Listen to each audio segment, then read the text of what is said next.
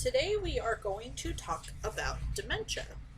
Now, I know we talked about dementia a lot throughout this course, but it's very, very important to talk about dementia and make sure that you understand what the residents of dementia need and what their behaviors are. So, dementia is defined as a loss of ability to think, remember, reason, and communicate.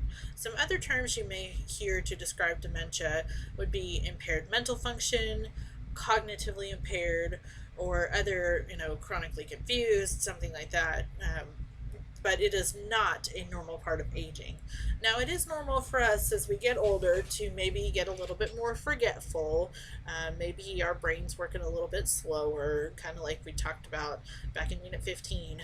But dementia is not a normal part of aging. So you can have two different types. You can have reversible dementia or irreversible dementia. So reversible dementia can be treated with the person returning to the previous level of function. Now, this may not be quite as common as the irreversible dementia. So it can be due to poor nutrition prior to admission to your long-term care facility.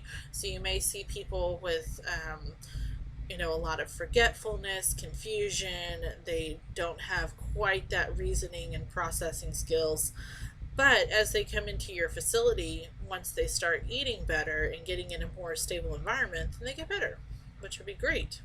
So it can be due to an electrolyte imbalance, can be due to dehydration, can be due to an injury or illness, can be due to infection.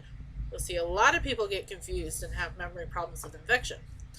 Can be side effects of medication or inappropriate doses or combinations of medications. So medications are very, very important to get right.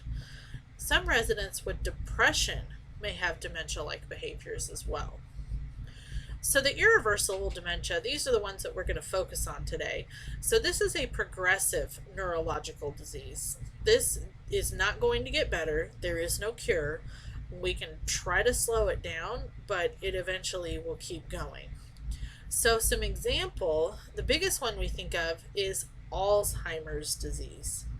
Now, Alzheimer's disease is not the only kind of dementia. Dementia is kind of the umbrella term. So you have the Alzheimer's disease, you have the vascular dementia, including multi-infarct dementia that's caused by, maybe strokes in the brain or something else happened with the circulatory system that goes on in the brain. You can have some other different degenerative neurological diseases that cause it. Dementia with Lewy bodies, that's just a different type of buildup of proteins and stuff in the brain. And then some types of Parkinson's disease will actually cause dementia as well. So just remember, dementia is the umbrella term, and all of these examples are different types of dementia. So we're going to talk mainly about Alzheimer's disease because this is the most prevalent kind that you see. So the progression of Alzheimer's disease, the symptoms will reflect the progressive degenerative nature of the disease. So we do have some medications that can slow the progression of the disease, but there's no cure. It's not going to stop it. Some of them will modify the symptoms of distress that the resident experiences, but again, there's no cure. We're not going to be able to stop it. All of our medications are going to have unwanted side effects such as drowsiness that can cause other problems for the resident. Some other dementia medications may cause diarrhea. So I know we talked about that back in Unit 19, how some of our medications might cause diarrhea. Some of them for dementia will cause diarrhea. So if you think about somebody that's confused, that's got dementia, they don't really know what's going on, they're taking medicine, they're having diarrhea, that can be very, very distressing for that resident. So our goals for a resident with dementia, just like anybody else, but especially with dementia, we want to maintain the quality of life, and we want to maintain the highest level possible of functioning. So this can be kind of hard, especially for our families to understand, because they may not understand that the person with dementia, that just because they don't remember who their family is, doesn't mean that they don't still need a good quality of life, or doesn't mean that they still might get a lot out of their quality of life for the time that they do have. So that can be kind of a challenging spot for families, and families may not understand that. So we may have to help them out. So the different stages of Alzheimer's, I'll go through those kind of quickly on the left-hand side. You can have stage 1 where there's no impairment. So you may see some changes on a brain scan, but there's no impairment of the person yet. Then stage 2, there's very mild decline. Stage 3 is mild decline. Stage 4, moderate decline. Stage 5, moderately severe decline. Stage 6, severe decline. And stage 7 is very severe decline, or end stage, end of life. So with people with dementia, a lot of times people will start having symptoms and have impairments for sometimes up to 5 years before they even get diagnosed. So think about it, and don't go to your grandparents or your parents and start looking at every single thing they forget like they're, showing dementia symptoms. That's not it at all. Remember, dementia is not just the forgetfulness, not just the confusion, it's the progressive decline of their cognitive ability. It's the progression of forgetfulness, that they get more forgetful and it happens more often, that they have more confusion and it happens more often. So just because your mom forgets where she parks her car when she goes to the grocery store does not necessarily mean she has dementia. So please don't be going around to all your family and saying, well, you forgot last week to lock the front door. I think you might have dementia. No. It takes a little bit of time to get that diagnosed because it's a progressive pattern. So going back to the other part of the slide, at the bottom, the person with Alzheimer's disease will die of a different direct cause. Generally, people, when they get to the end of Alzheimer's disease, it has eaten their brain away, which we'll kind of talk about the different progression of the disease.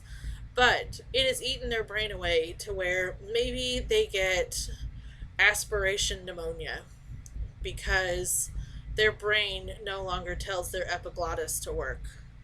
So they get food down into their lungs. Well, their brain has also eaten away at the hypothalamus, which is the temperature regulatory center of the brain. So they don't give a fever anymore. So they've had aspiration pneumonia, and it takes a while for us to know. Because sometimes people can have silent aspiration, where they don't show any symptoms like coughing or choking when it gets down into their lungs. But they may die of that infection rather than the Alzheimer's disease itself. They may also die of other different chronic diseases. So think about if somebody with Alzheimer's has congestive heart failure, they may die of that as well. They may also die of complications after falling, because remember, falls are our number one cause of injury and death in the nursing home. So they may die from other complications after falling. Their Alzheimer's disease or dementia may definitely contribute to those things, but most of the time your people with Alzheimer's disease or dementia are not going to die of that disease itself, but some other complication or another disease process that comes with it. So in our 7 stages of Alzheimer's that we kind of talked about, our person will not experience any memory problems. An interview with a medical professional does not show any evidence of symptoms of dementia. So yes, they might have a little bit of forgetfulness, but they don't have that confusion, and it's not, a progressive thing at this point. So very mild decline, somebody may feel like they're having a little bit of memory losses. So they're forgetting familiar words or the location of everyday objects. Again, this sometimes can mimic somebody just forgetting stuff, and that can happen even to children or young adults. So that does not necessarily mean they have dementia. So no symptoms of dementia can be detected during medical examination, so you're still not going to be able to get a diagnosis at this point. So then if you show mild decline, friends, family, or coworkers will be able to notice difficulties. Maybe somebody forgets to lock the front door one day. and then they, get lost when they're trying to drive their car, or they have done the same job for 30 years and forget to file the correct paperwork for it, whatever the case is. So people are going to start noticing difficulties. So when they go to the doctors may be going to be able to detect problems with their memory and concentration. So they still might not be able to definitively diagnose Alzheimer's disease yet, but there's something going on there and they can tell. So then you get to moderate decline. So this is where clear-cut symptoms in several areas are going to start happening.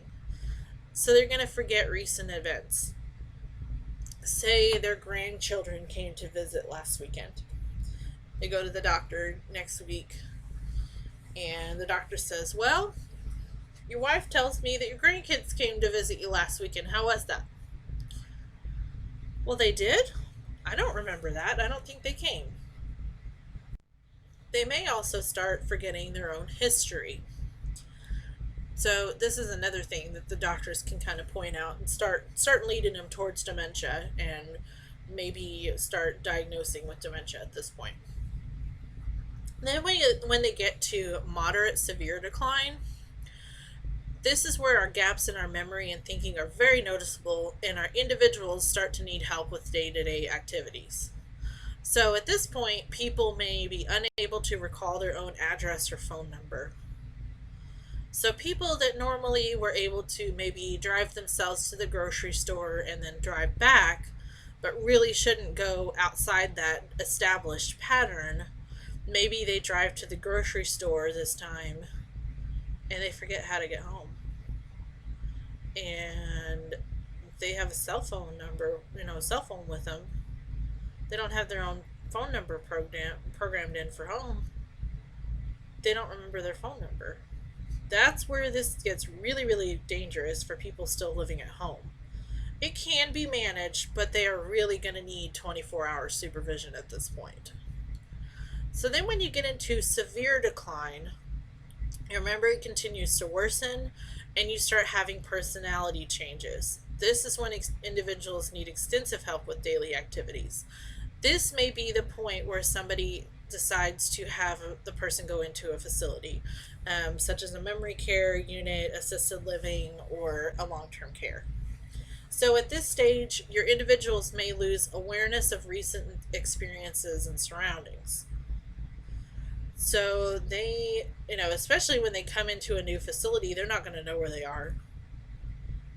But even if they're still at home at this point, they may walk outside and forget how to get back in and wander off. They may forget where all of their, possessions are inside their house. So all the things that they have been so used to for a long, long time, they may forget where all of those things are. So then when you get to the very severe decline, your individuals are going to lose the ability to respond to their environment. They are not going to be able to carry on a conversation, and eventually they will not be able to control their movement. So they may be bedbound at this point.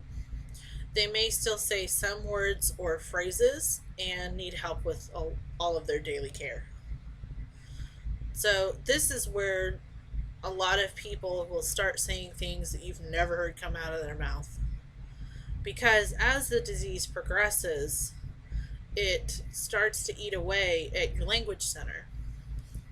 Well, all those little naughty words and all the things that you know that you shouldn't say, that's all the stuff that's left sometimes. So if you hear that lady or man that's never spoken a bad word in their life, they're just the sweetest person, they're so nice, so loving to everyone, they may have already started experiencing those personality changes and getting kind of grumpy and getting kind of mean. Well, then they're losing a lot of their language center. So they may have left all those forbidden or banned words that they're not supposed to say. Well, there's no filter left anymore. So they don't know that those words are bad. Sometimes they still do, and they say them anyway because of this personality changes, but sometimes they may have no idea that those words are bad and they're not supposed to be saying those. So, one last thing I'll say before we talk about behaviors is that Alzheimer's disease, some studies have shown that you cannot definitively diagnose Alzheimer's until autopsy. So, this means that you may have the symptoms of general dementia, you may have symptoms of Alzheimer's, and they may go ahead and say, yeah, you have Alzheimer's or an Alzheimer's like dementia, but there's no way to definitively diagnose that until autopsy when the brain is cut open and looked at it. Different dementias work in different ways with the way that they destroy the brain tissue, and Alzheimer's has a very predictable progressive pattern. So once that autopsy is done, then you can look at the brain and see, okay, this is what I've got left, and where we're at, this is definitely Alzheimer's. So then let's talk about behaviors. We're going to ask some different questions about the behaviors, and we need to understand that all behavior has a reason. All behavior by someone with dementia is some unmet need. And sometimes we may be the nicest aide, have the best intentions. We're the ones causing the behaviors a lot of the times. You may be doing everything right, but that person with dementia does not understand. So we have to figure out, when and where did the behavior occur? Did they freak out on us and try to hit us when we tried to give them a shower? Were we doing what we should have, telling them, we really need to get you a shower, you'll feel a lot better, let's get cleaned up? Should they try to hit you at that point? They may have some kind of a trigger about showers. They may not like water. They may be scared of the shower. They may have had a traumatic experience in a shower or in water at some point. So they hear the word shower and they're gonna freak out. Is that the resident's fault that they did it?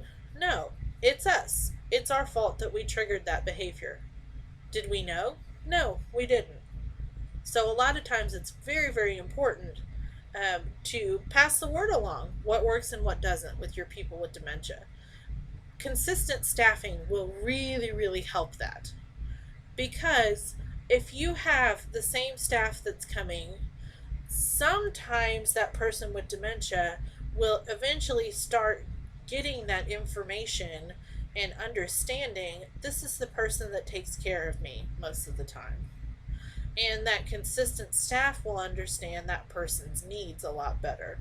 Of course, we want all of our staff to be able to take care of all of our residents the same way, but if you're around a certain group of people for a long amount of time, and you're the one that takes care of them every day, then you're going to pick up a lot more stuff than other people might that only see them maybe 1 or 2 days a week. And that's okay. But we want to really, really pass that information on. What works and what doesn't. Because you may be their favorite person one day and they may not like you the next day. Something about you has changed. Maybe one day you wear contacts and you wear contacts every day. Great, no problem. That person with dementia loves you. The next day, your eyes are irritated, so you wear your glasses. That may trigger a behavior for your resident. You did not do anything wrong. You're coming and you're doing your job. You're trying to take care of your resident. But something in their mind is triggered by those glasses, and they're not able to tell you. They just know they don't like something about the way you had those glasses on, and it reminds them of something else, but they may not remember, or if they do, they may not be able to tell you what it is. So we need to figure out what triggered that behavior, if it was the glasses or whatever it is. What happened before that behavior occurred? Was there anything else going on? Are there any unmet physical needs? Think about your resident that comes around and They might start hitting you, or they're grimacing, or they're saying, she needs help, she needs help. Sometimes they're saying, I need help, and they don't know how to express it anymore. And they might be in pain. So they might be trying to make you feel pain because they feel pain and they don't know how to express that. So pick up on all those things that you see with the people with dementia. Do they need a toilet? Are they pacing around and grabbing at their clothing because they need to go to the bathroom and they don't know where it is and they don't know how to get there or what to do when you do get there? Are they hot or cold? Are they unable to verbally express their needs? Are they afraid? A lot of times your behaviors will become because they're afraid. Sometimes we don't know what they're afraid of. We try to figure it out as much as possible, but we may never be able to figure out all of it. Are there any changes in the residence environment? Did they get a new roommate? Did they get a new table mate? Did they have to move to a different unit? That can really throw people off sometimes if they're finally kind of getting used to their environment and you move them. That shakes up their entire world. Just think about when you move people from their home outside of your facility into the facility, you're changing their whole environment, and that's really going to throw people off. So then they're used to one spot, they're used to a certain staff, they're used to the routine. Because a lot of times people with dementia really, really, really need routine. They've got to have that structure. But they're used to all of that. Well, then maybe they're having some issues with another resident that's been there for a long time, and then it's decided that the person with dementia has to move. That's going to start another problem. So if you move that person from one unit to the other, even if the unit looks exactly the same, everything's all good, then we want to really accommodate for that and try to move people as little as possible once they're used to a new environment. So have there been any changes in caregivers or visitors? Overstimulation or other agitated people, that can definitely lead to behaviors as well if they're not able to handle all of that stimulus. How can the trigger or the irritant be removed or modified? Think about if the trigger is a new roommate. We may have that roommate move rather than the person with dementia. Because chances are, if you move the person with dementia and they move into another room with a roommate, they might have problems with that roommate. And it's going to be a continuous cycle. So I'm not saying that people with dementia can't have roommates. It just may make it a little bit harder if they don't get along with them. Is there a pattern to the problem behavior?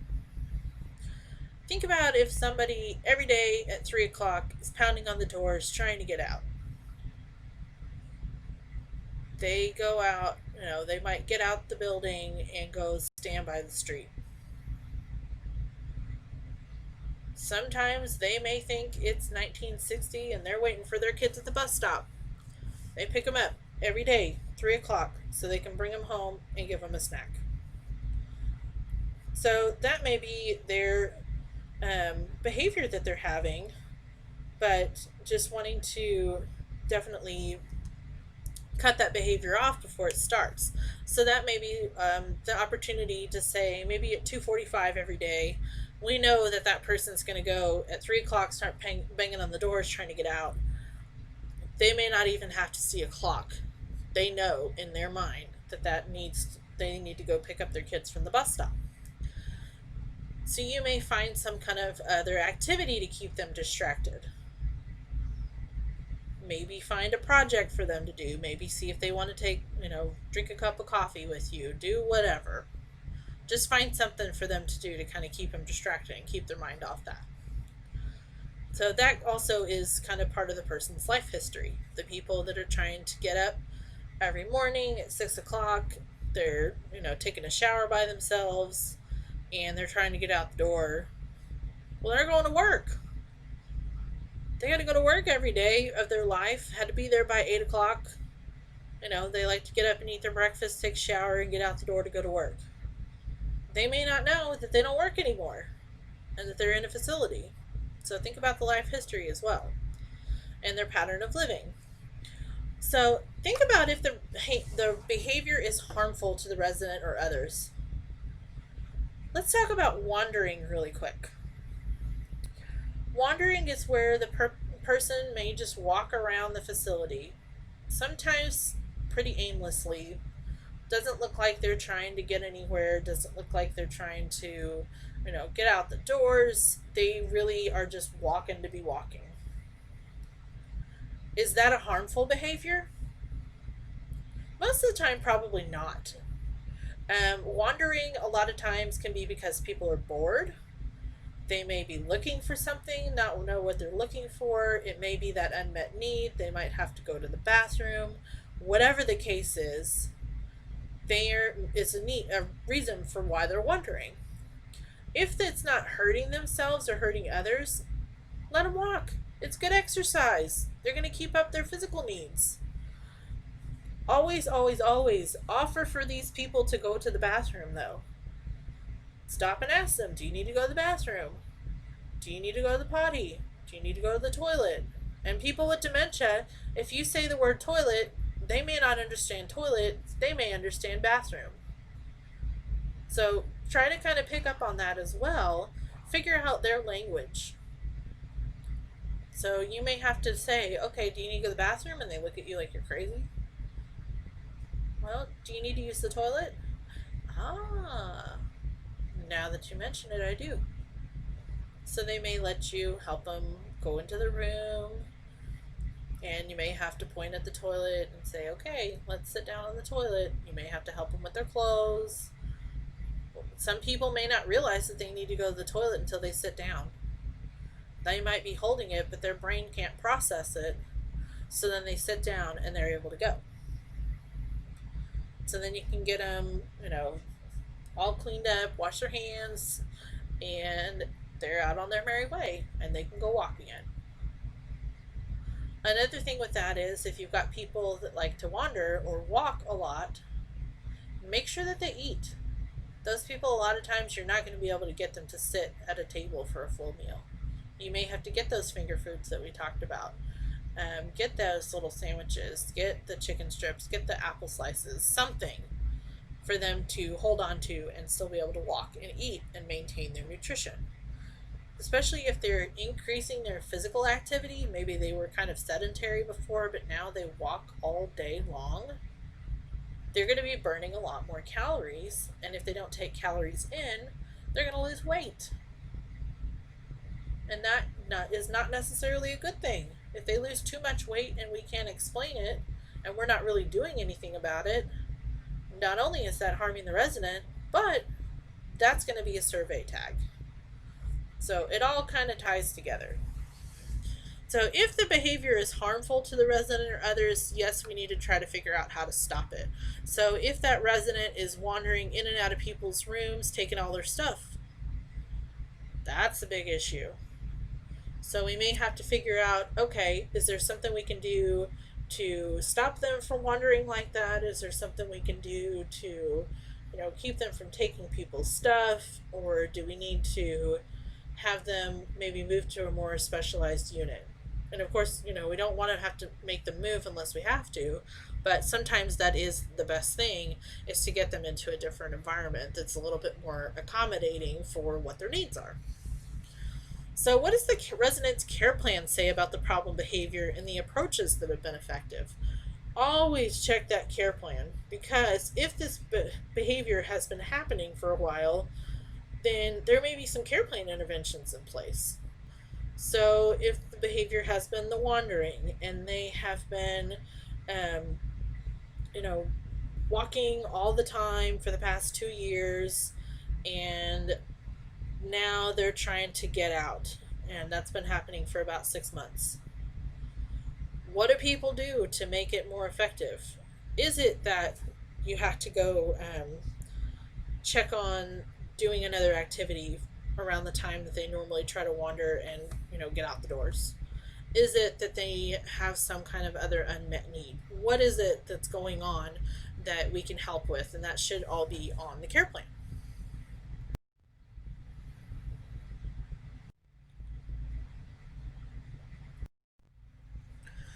So, when we think about how to deal with communicating with residents with dementia, we need to understand stimuli. Now, stimuli is all of the sensory things that they have to deal with.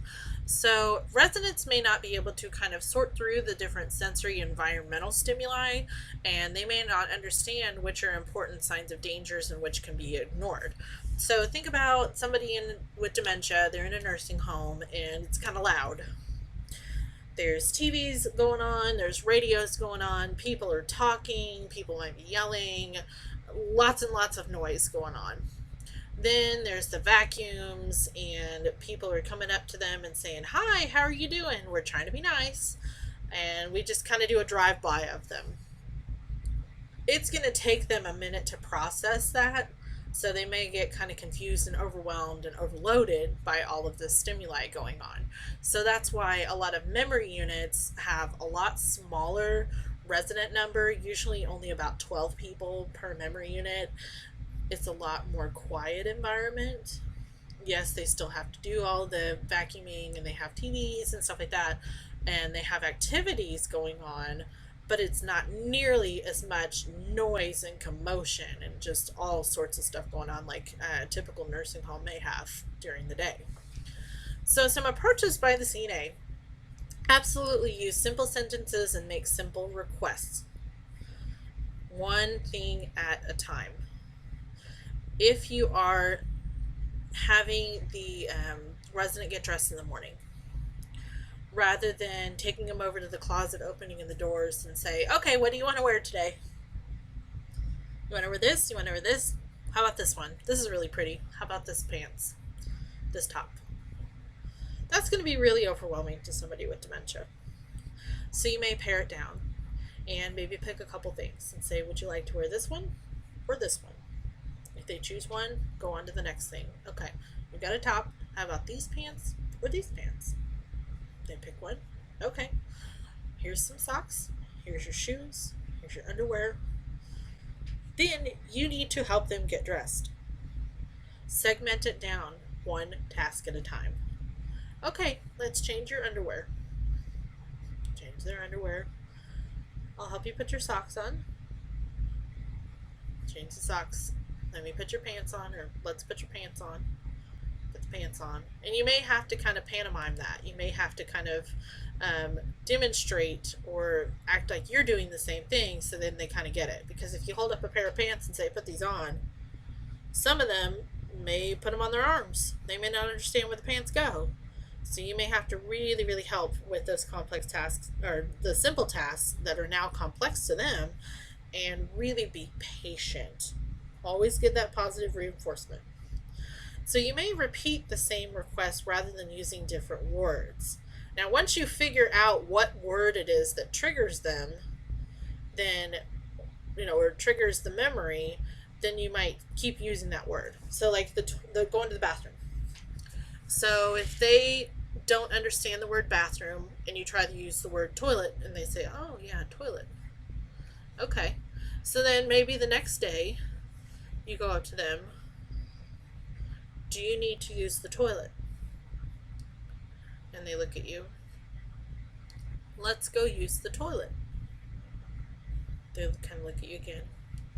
"Let's go use the toilet." So repeat those things. And maybe eventually they'll say, "Oh, yeah, toilet, that's what you're trying to say. I do need to use that."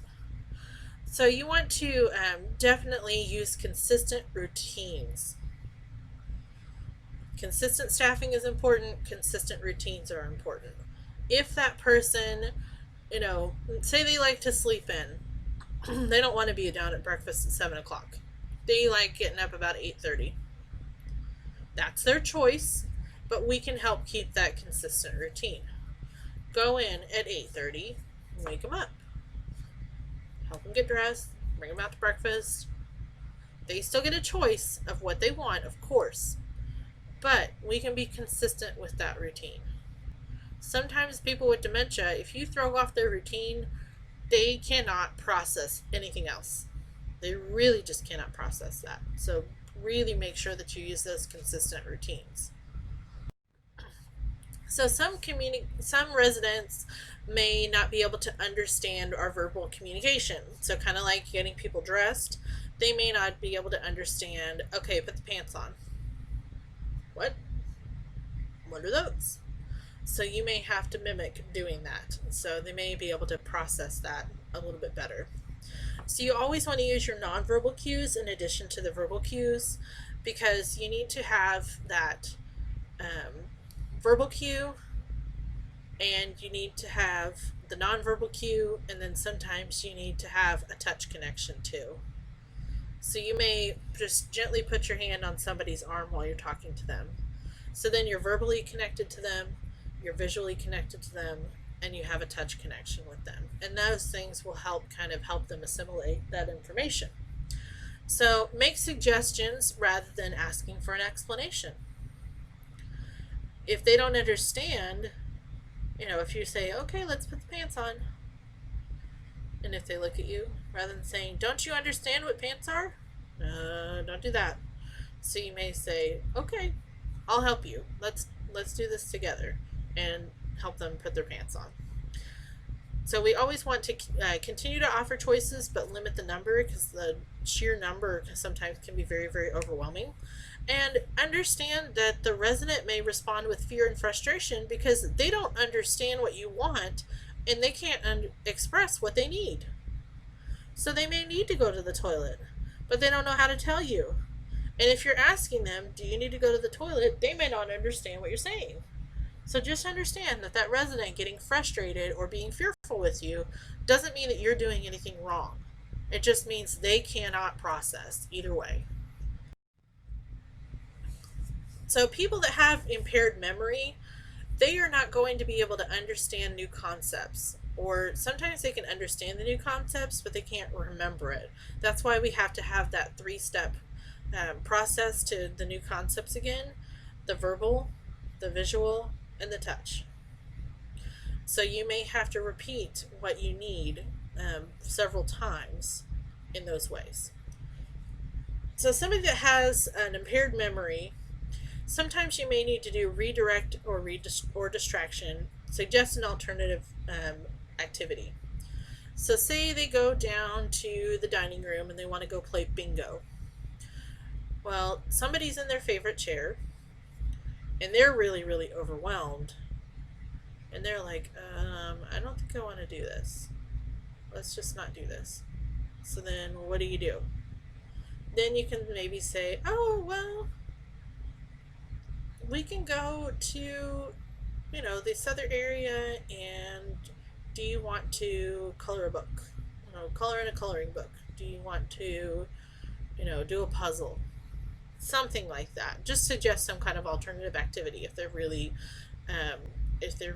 overstimulated by whatever's going on.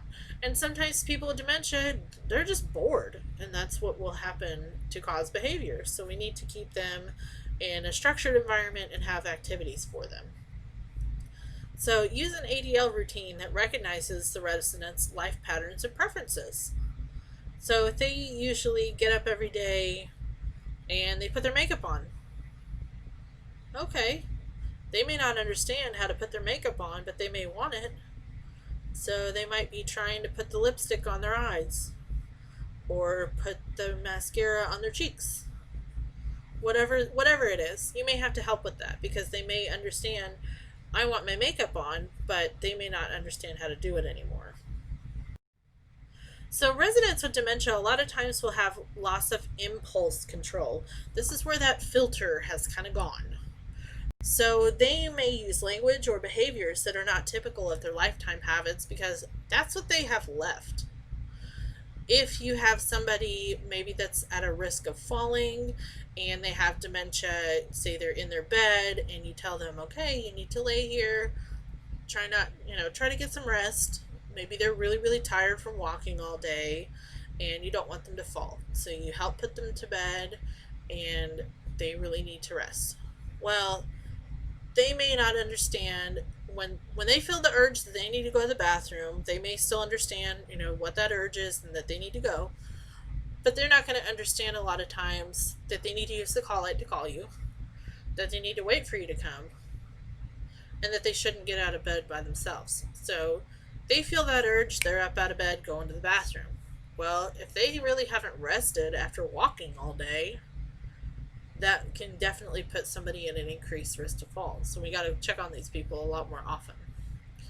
So understand that that dementia has damaged the way that the brain normally functions, and the person doesn't act that way on purpose. So this is where you can say, this is not them trying to do this, this is the disease. Yes, they still have a functioning mind, but not nearly as good as it used to be. So always respond in a calm, matter of fact, and accepting manner, and show respect in everything. So let's talk about confusion. Confusion is the inability to think clearly. Now, confusion a lot of times is interchanged with disorientation, but they are a little tiny bit different. So confusion, they may not be able to process everything, but disorientation means kind of their environment. So they may be confused as to why they're on a certain medication, or they may be disoriented as to where they're at, or they might be trying to put on, their big heavy coat and their snow boots in the middle of the summer. They're disoriented to the time of year. They may recognize your face, that you're somebody that takes care of them, but they might think that you're the nurse and that you're the person that they need to ask for their medication when they have a headache. So that's kind of a little bit of differences with that. So understand that all of the time that our confusion and disorientation may produce fear and frustration. So understand that fear and frustration, again, is the disease process, not the person. So they may have been very, very smart. Maybe they were a college professor and they were able to, balance their own checkbook just fine and understand everything. They knew what kind of medications they were taking. They were doing just fine until they got dementia. Well, now they don't understand. They may recognize that they have had that decline. Sometimes people in kind of the middle stages of dementia or the early mid stages, they might understand that they've had that decline. They might know something is wrong. They know that they used to be able to do all these things and now they can't, and they can't process it. So that's very frustrating and very sad for a lot of people. And they may not understand how to process that, and they know something's off, but they don't know what it is. So we always want to make sure to keep that consistent environment and routine. And one of the ways that we can do that is having personal items from the resident's previous home. So that may help provide some sense of family and some sense of security in their environment, if they know, oh, well, I've still got all my prized possessions with me. So the facility may have taken steps to make the environment easier to understand using things like labels and pictures. So you may have a sign on the door that says bathroom, or that has a little picture of somebody sitting on the toilet.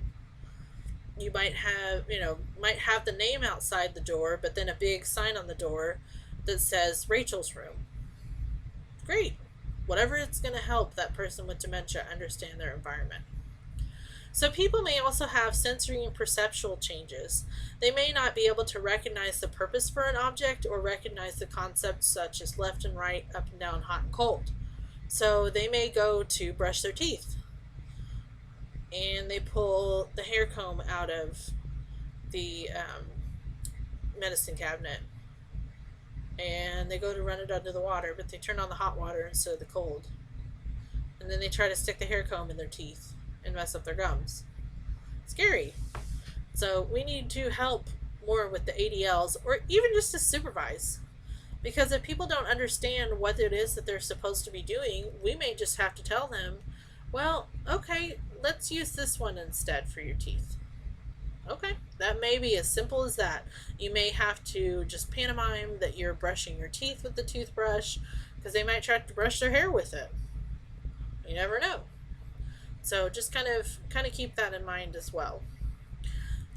So you also want to make sure that you keep resident safety in mind. Again, if they're trying to stick that comb in their mouth, that may damage their gums.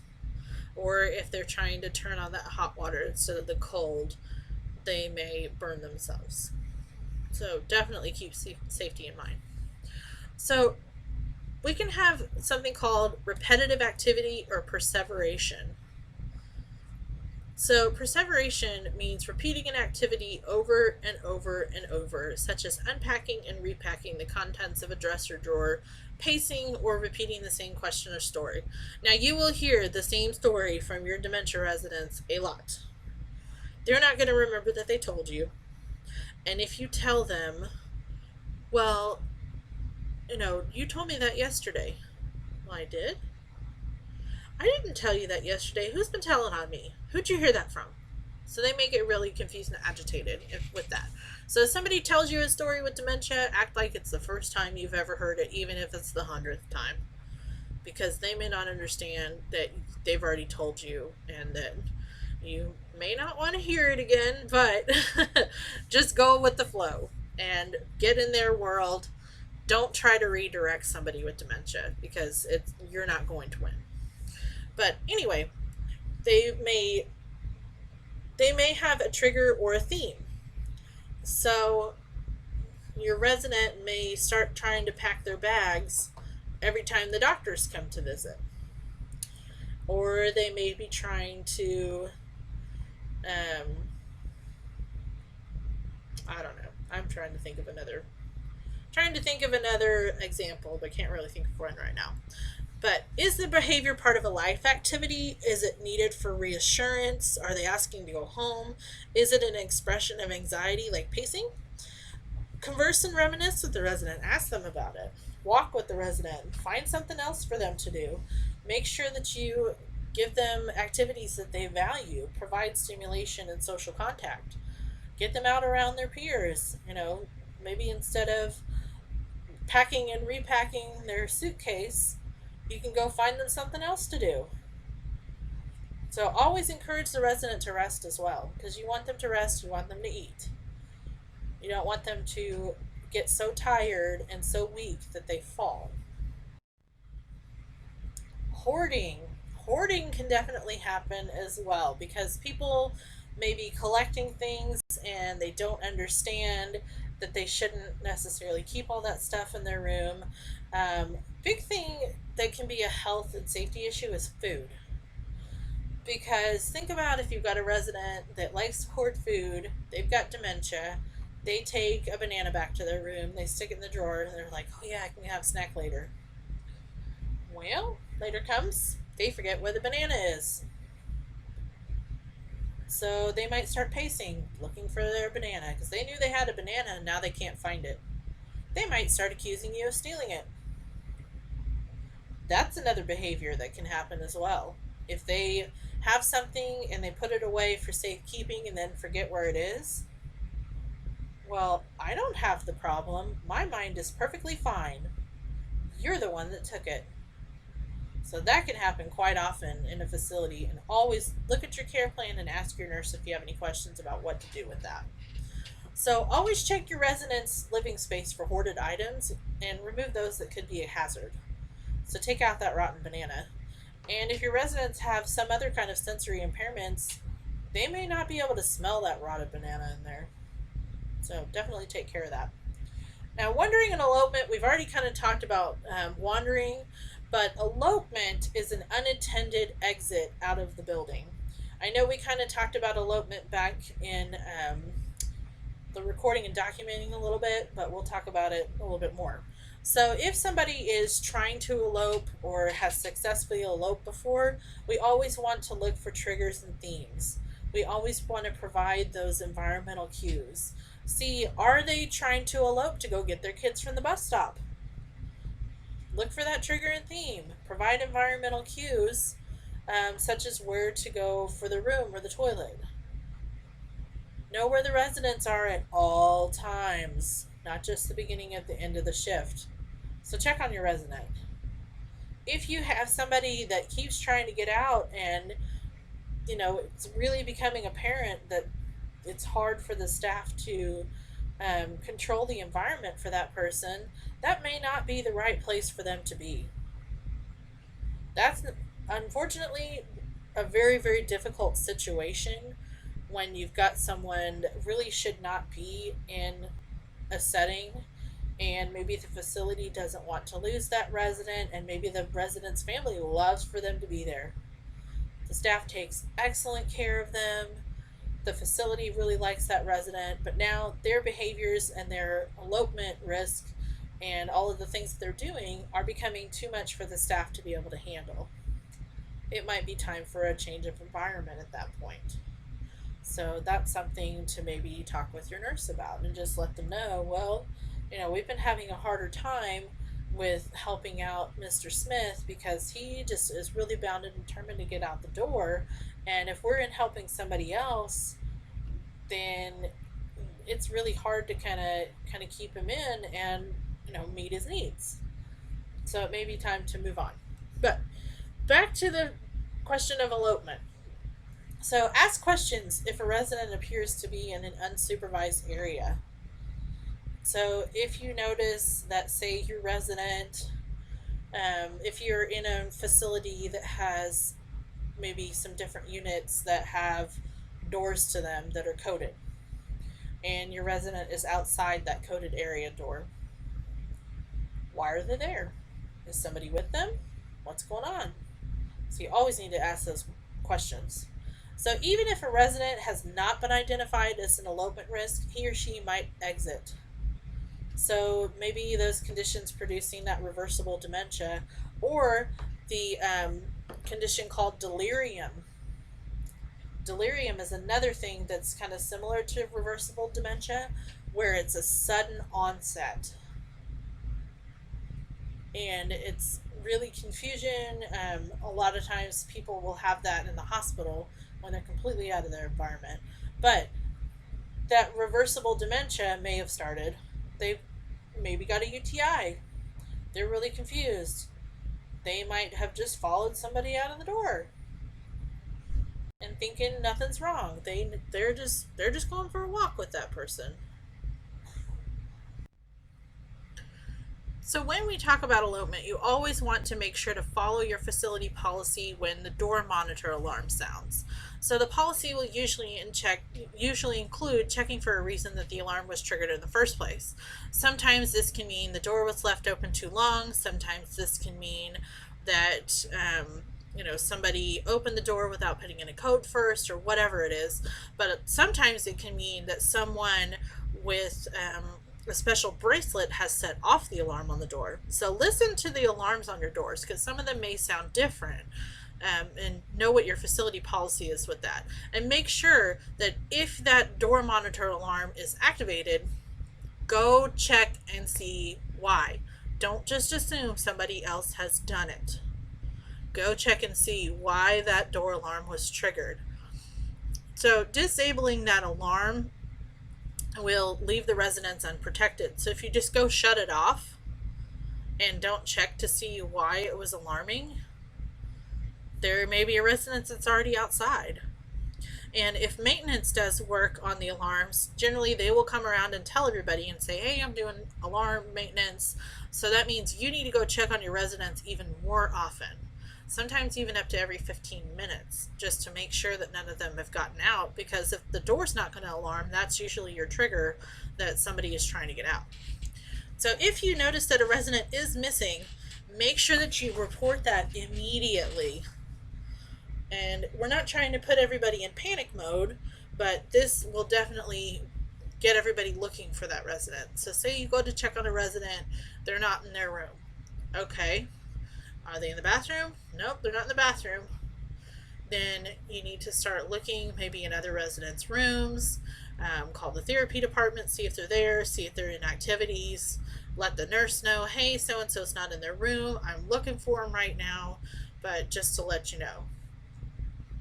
While you're still looking for the person, you can always let the nurse know, and that way when you find them, you can say, okay, well, they were wherever, and we're okay now.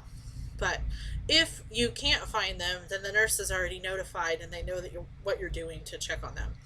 If you do have where you can't find a resident inside the building, or even while you're looking for that resident inside the building, have somebody walk around the outside.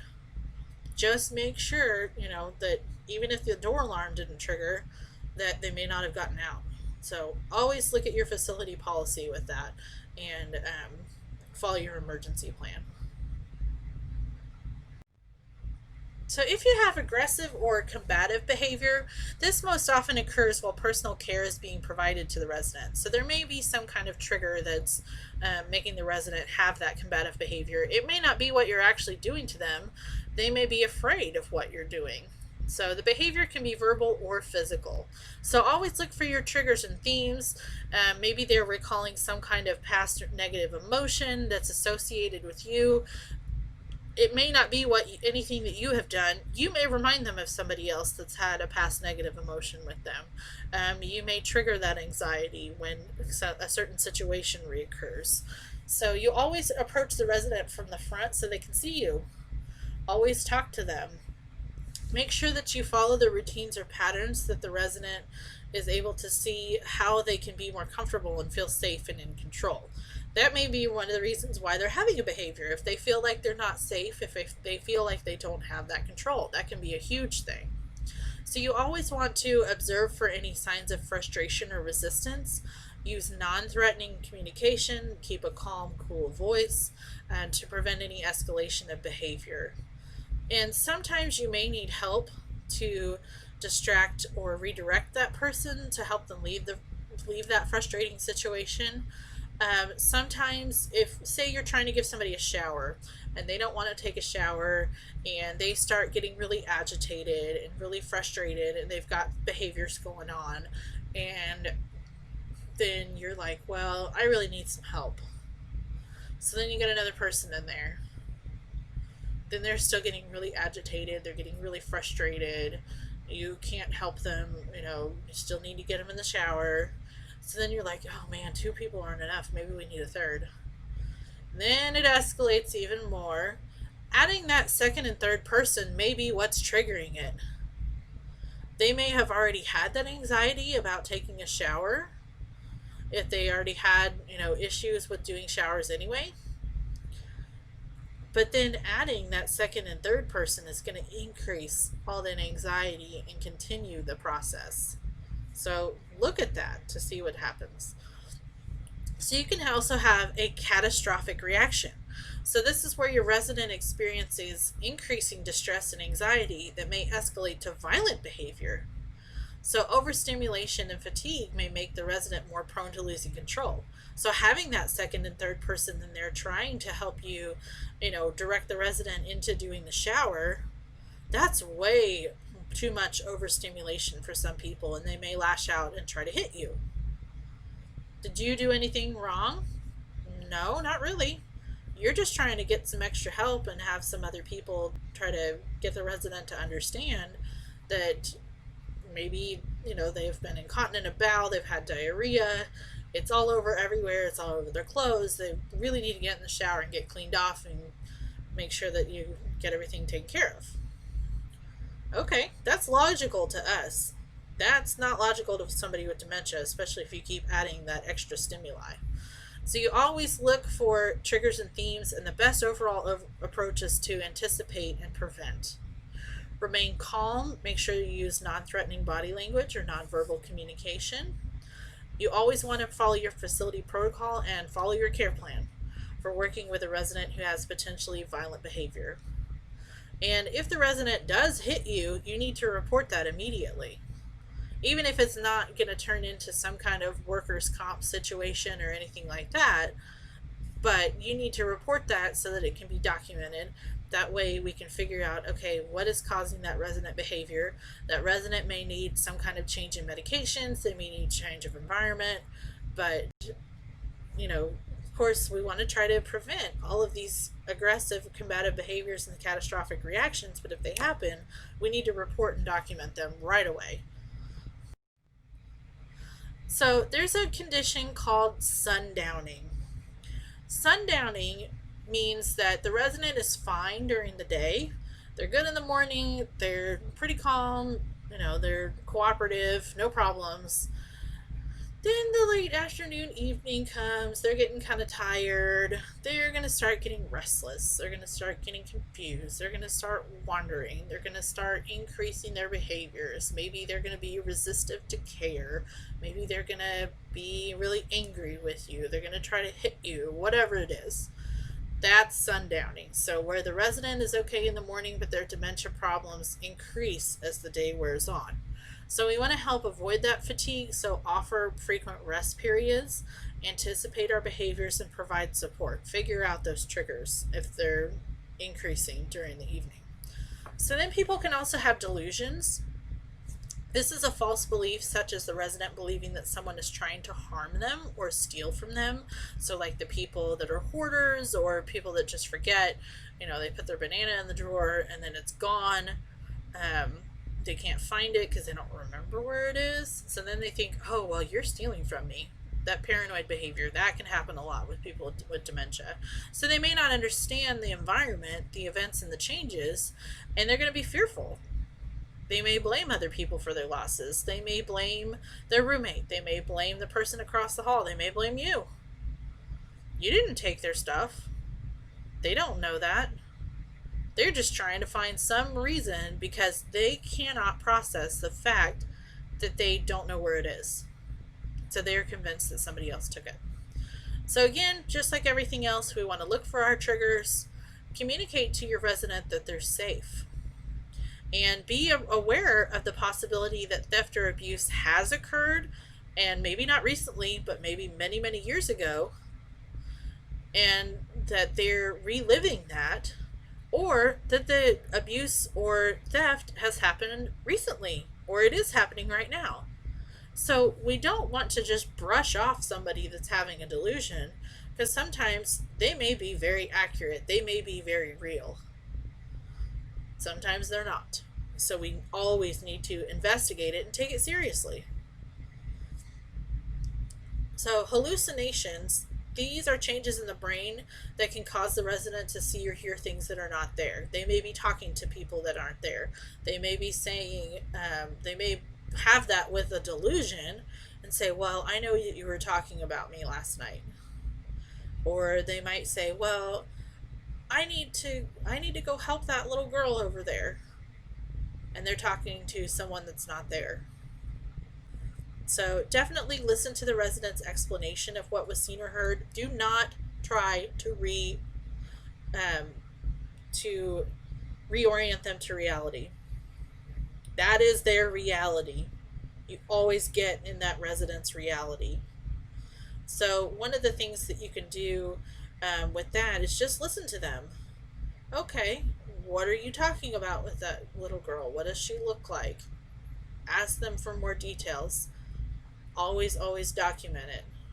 So if the resident is distressed, always communicate that he or she is safe. So if they say, well, that little girl over there in the corner, I think she's coming to get me, just let them know, no, I'm here for you. I'm going to keep you safe. So that may help a lot.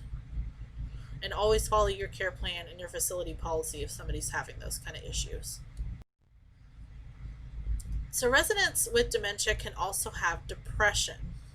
So a resident will exhibit a deep sadness, a lack of interest in activities. They may have an altered appetite, slower functioning. They may isolate themselves, lose weight. So many different situations can contribute to depression. Sometimes even the loss of their independence can be the biggest thing that can be contributing to depression. So it may be a coping response to the many profound changes that they've experienced, and depression and dementia can just kind of compound each other.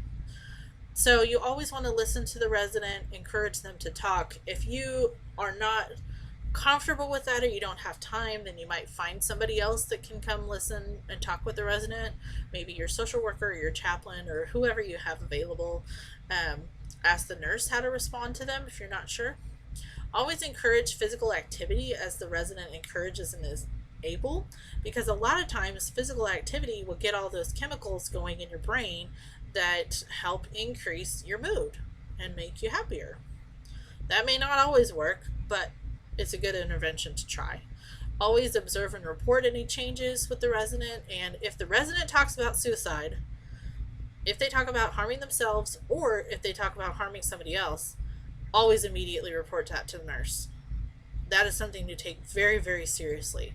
Now, some people may talk about, well, I'm ready to die. I'm okay with that. I'm ready to die. That still absolutely needs to be reported immediately as well. But that is different than saying, I think I'm ready to do something about it. So the nurse is going to have to figure out whether the resident is, serious about their intention. Some people may be ready to die, but they think, oh, well, I'm ready to go. If I don't wake up tomorrow, I'm okay with that. That's different than the intent to do something about it. But both of those situations need to be reported immediately, but just kind of know that there is a difference. Then you're going to want to get any scissors, any sharp objects, any knives, anything like that out of the resident's room so they can't harm themselves. And generally, that person, if they are serious or do have the intent to harm themselves, then they're going to be sent to a psychiatric facility for evaluation. So there's some different ways that you can help your resident with reality. So say it's 2015 and they still think it's 1965. So there's some different approaches that we can do with this. We can do reminiscing. So we can ask the resident to tell us about their life stories and experiences. Even if they do know it's 2015 and not 1960 or 1955 or whatever it is, they can still talk about their past experiences. And a lot of people, when they're older, really enjoy doing that. They like to pass on their knowledge. They like to pass on their wisdom.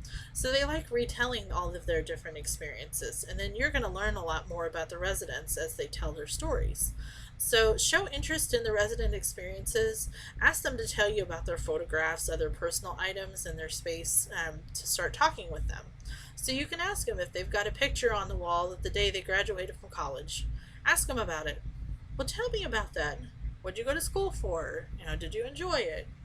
Whatever the case is, just get them talking. So we can also validate. So this is acknowledging the person's feelings about their current and past experiences. And the CNA will approach by allowing the resident to express their feeling and accept the resident's reality, even if you don't agree. So if they tell you, oh, well, I'm ready to go get my kid, I'm ready for summer. That way my kids are out of school and we can go do stuff. I really enjoy going to do stuff with them for the summer. Okay.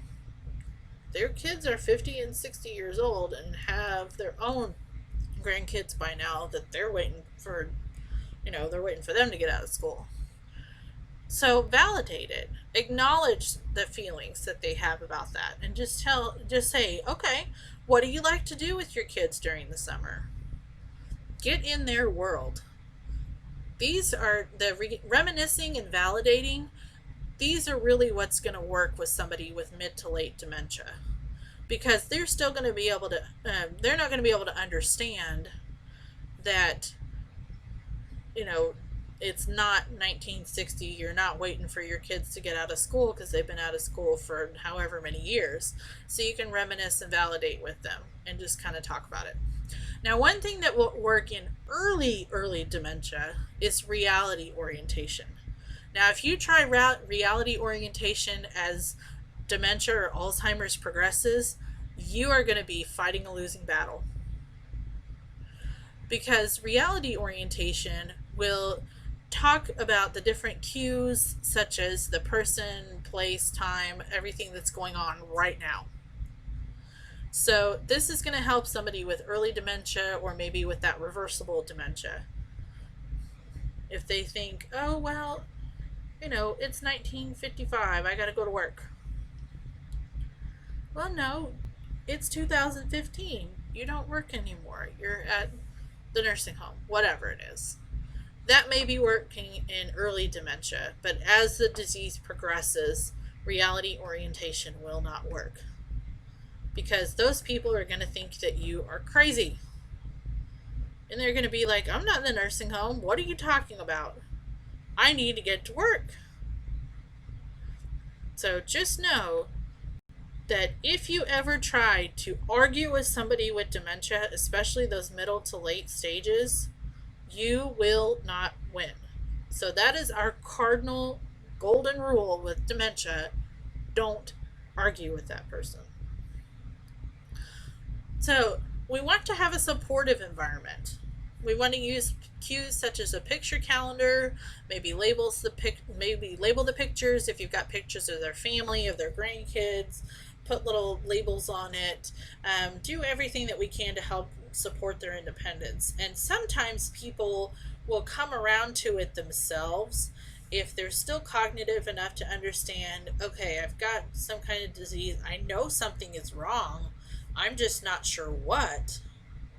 Then that using those different labels and cues might help them. So always use the resident's name when speaking with them. Use your own name, but don't expect the resident to remember it, because a lot of times your residents are not going to be able to remember your name. They might recognize that you're a person that takes care of them, but they don't know your name. Point out labels or pictures used as environmental cues. And you might do some other things like exercising, socializing, and meal preparation. Get them involved in stuff. That way they know that they're still valued and that they still can contribute. So that's it for our dementia presentation. If you have any questions, please ask us.